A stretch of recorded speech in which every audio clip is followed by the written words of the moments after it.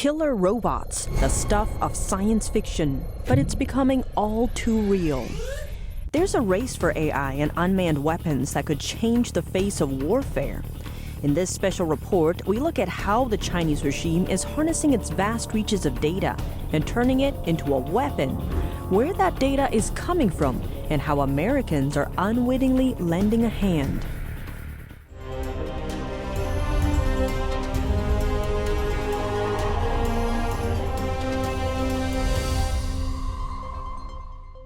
Welcome to China in Focus. I'm Tiffany Meyer. Drones, they're popping up everywhere, from delivering goods to filming fancy camera shots for vloggers to speeding up delivery times. But they're also being used to hunt down people.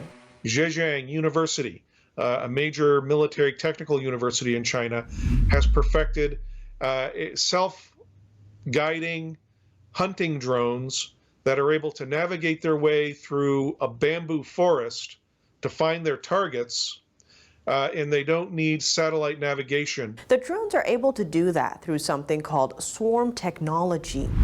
Arthur Herman, Senior Fellow at the Hudson Institute and Director of the Quantum Alliance Initiative, explains exactly how it works.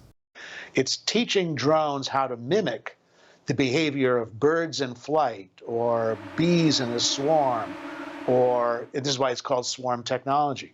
And just as we are able to, we are always marveling at the way in which birds all seem to sort of fly in a spontaneous formation, avoiding hitting objects and turning and twisting together in numbers that run into the hundreds, right? When you see them, it's an amazing sight.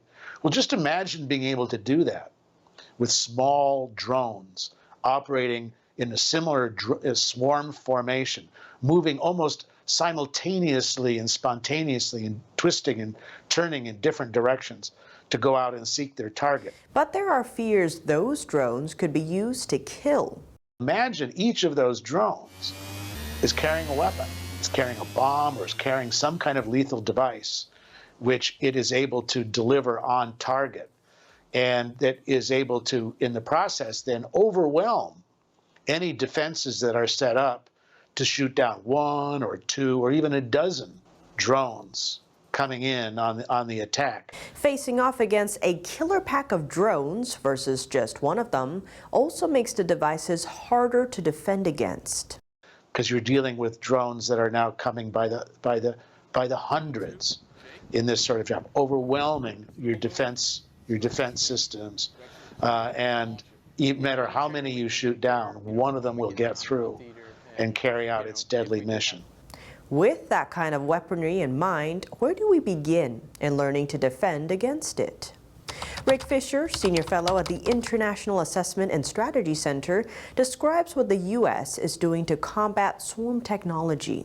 We're working on the development of mobile, low power to high power laser systems, and also microwave systems that can disable swarms of drones. Microwave energy would essentially fry components, circuitry within the drone and cause it to fail. Now, as for how these advances would change warfare, artificial intelligence combined with machine learning and unmanned systems, be they in space, in the air, on the surface of the sea, under the sea, or on the ground, all have tremendous potential for expanding the scope of warfare, allowing commanders to put machines out in front of soldiers and lives, but also to vastly accelerate the pace of warfare. And in this race, no one wants to be left behind. What we colloquially call drones, the Defense Department and military experts call them unmanned platforms or unmanned systems. They represent the future of air power. They represent the ways in which control and dominance over the air domain in the future will be dependent. And right now, the race for airspace is on. Both China and the United States are working on enabling their fifth-generation pilots and even 4+ generation aircraft pilots to control what we call loyal wingmen. These are unmanned aircraft that can fly far more violently, be far more maneuverable than a manned aircraft, can carry payload, bombs, missiles, anti-aircraft missiles, and they're expendable. How does that translate to use in a mission?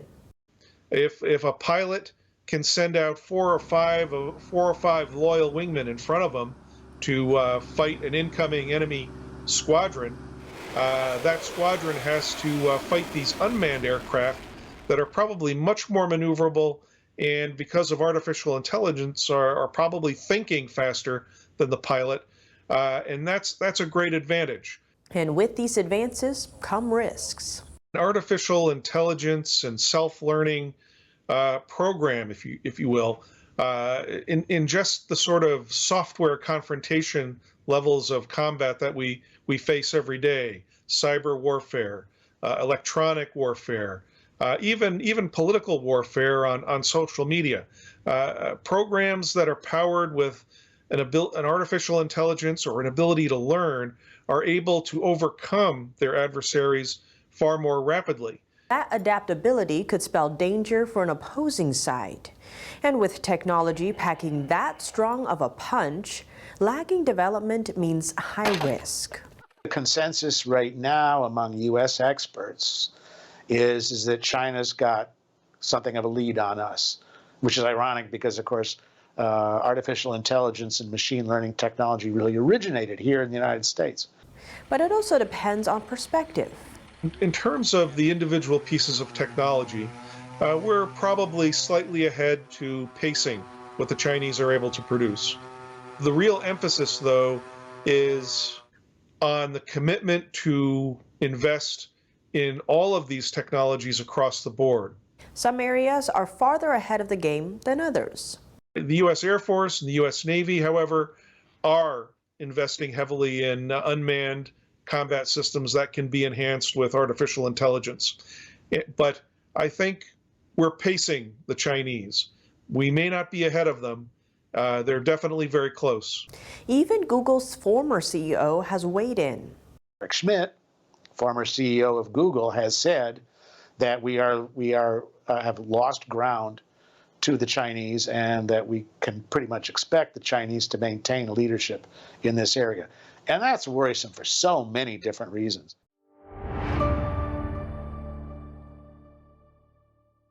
That's all for today's China in Focus on YouTube. We're now sharing a shortened version of our program here, after being demonetized for more than a year. Here's what to look out for in our second half. We look at the privacy concerns popping up amid the race for AI, how the Chinese regime and America differ in their approaches to getting their hands on data, and what this means at the individual level. Our full episode can be watched on our partner platform, Epoch TV. To sign up for a free 14-day trial, please click the link down below. Thanks for watching China in Focus. I'm Tiffany Meyer, and see you tomorrow. Every once in a while, something comes along so masterful, it leaves you in awe. So inspiring, it changes your life.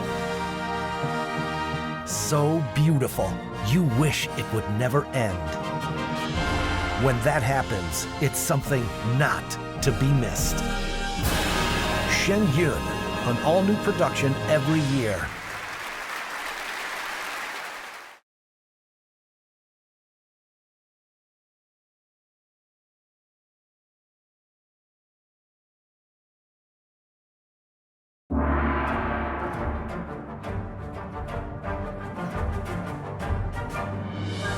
The performance was enchanting. I feel better about the world. I feel uplifted. It touches you. It really does. The expertise of the dancers was really, really strong. To know that it was live music was really fantastic. We didn't want to miss this. Make sure you see it. Have to come. Life-changing.